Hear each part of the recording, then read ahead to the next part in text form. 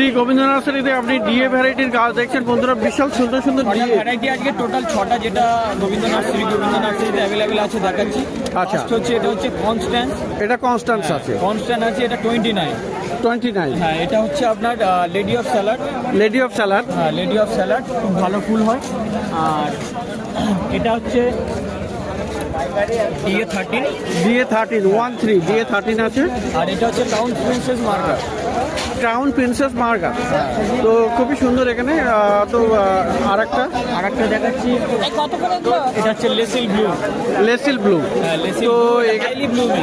Highly blue. হ্যাঁ, আর হাটাস field আছে, সেটা আমি দেখাতে পারলাম না। পিছনে গাছ আছে, গাছের মধ্যে আছে। গাছের মধ্যে আছে, খুঁজে পাচ্ছি না।